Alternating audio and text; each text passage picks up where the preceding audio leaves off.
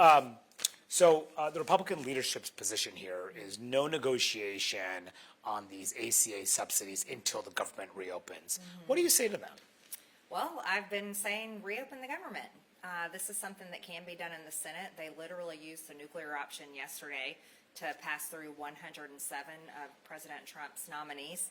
So they know how to do it. They did that not too long ago because I think this is such an important issue. This cliff is coming for millions and millions of Americans where their health insurance premiums are about to skyrocket. Put your money where your mouth is. So should they negotiate now on that issue of the ACA subsidies?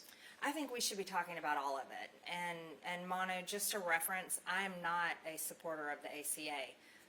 It was passed in 2010 by Democrats. This is long before I ever ran for Congress. It hurt my family. Like, we had a premium of $800 a month, family of 5.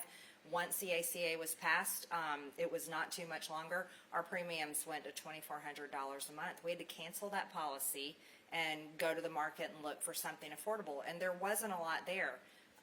The Obamacare, the Affordable Care Act, so to speak, has destroyed the insurance industry. It's destroyed it completely. It's changed the entire landscape. And fast forward, we're 15 years later. I don't think this is a simple problem to fix, but I think it's something that we definitely should be talking about it. But we're not talking about it at all. But we have millions of Americans that are about to get letters that their insurance premiums are going up, and at the same time, small business owners, people that have to buy their own policies back home in my district, many in my own family, they're paying $20,000 a year, which is unaffordable, with deductibles of $7,000 to $10,000. So I think the whole system is broken, and I think it's also eroded healthcare, the quality of healthcare. But if these are not extended, it's going to be pretty painful to your constituents. It's painful to everyone. But like I said, it's not just the ACA. It's also health insurance, period. I mean, I think that's important to point out.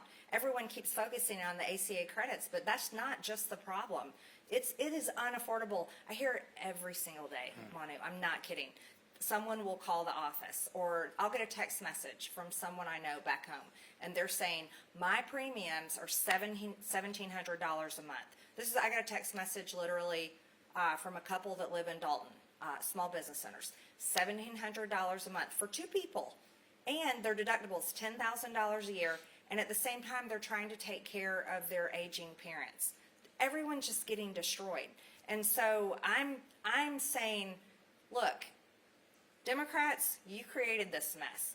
Republicans, you have no solutions. You haven't come up with a new plan in place, and we're not even talking about it.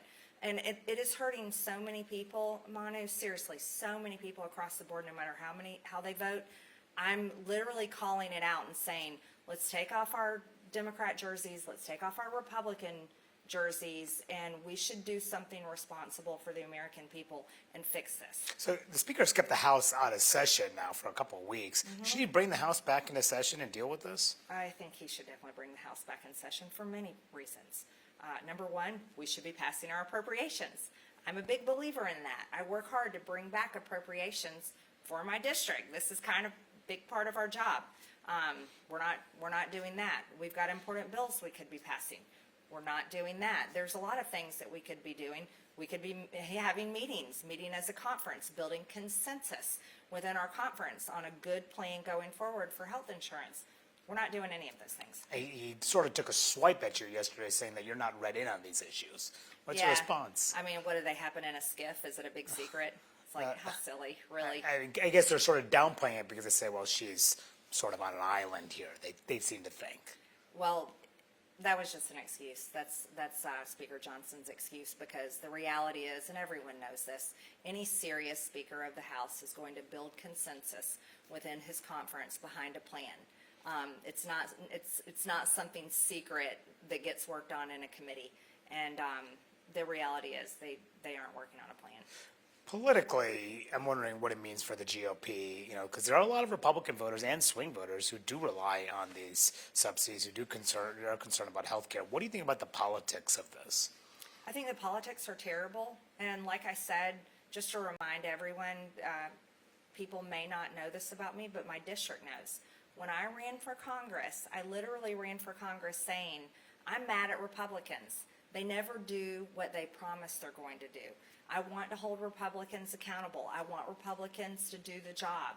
You know, and I sincerely mean that. I meant it back then in 2020. I still mean it now. And that's why I'm willing to talk about it. But I think the politics I think they're bad. I don't think anyone is sitting at home going, oh, this is great that Republicans and Democrats have the government shut down and they're not discussing anything to fix it. Democrats are saying continue to grow the debt with ACA tax credits, and Republicans are just calling it a Schumer shutdown. So I don't think anybody is winning here, and I think it's failure, and I personally don't like it. And how much do Republican voters to rely on these subsidies from what you've noticed? How many are Republican voters also benefiting from having these subsidies in place under the Affordable Care Act? I don't know the numbers on that, but I think it's just Americans across the board. There's millions of Americans that have insurance through the ACA, but there's also the middle class has been completely destroyed by having to pay high insurance premiums, like I've talked about, $1,800, $1,900, $2,000 a month. These are prices that families just can't afford. And it's also very personal for you too, because of your children. Yeah, of course. My kids, my family members, my friends, my neighbors. I'm not one of those politicians that came up in the political circles. That's not my circle of friends. That's not my family. As a matter of fact, I didn't even go to Republican meetings before I ran for Congress in 2020. I very much came on the outside. So my circle of people are regular people, and they're affected big time by all of this. And again, I want to reiterate, not just ACA tax credits, health insurance, high cost of health insurance, period. It's a huge problem across the board.